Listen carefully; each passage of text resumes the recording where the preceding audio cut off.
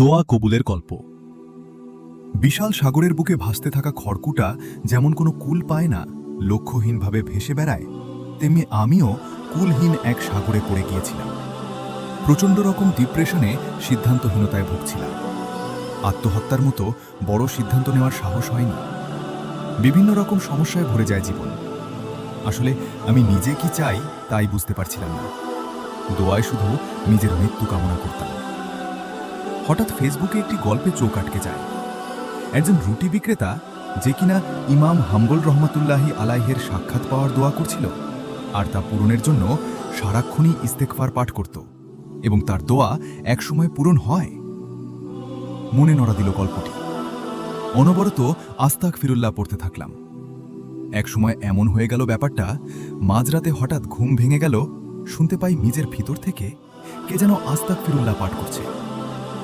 সারাদিন জেগে বা ঘুমিয়ে, মুখে হোক বা অন্তর দিয়ে শুধু আস্তাগফিরুল্লাহ পড়তাম। না চাইলেও পড়তে হতো। হয়তো কেউ বিশ্বাস করবে না, 1 মাসও বোধহয় পুরো হয়নি। আমার ডিপ্রেশন আর চারপাশের যা সমস্যা ছিল, প্রায় 97% সমাধান হয়ে গেছে।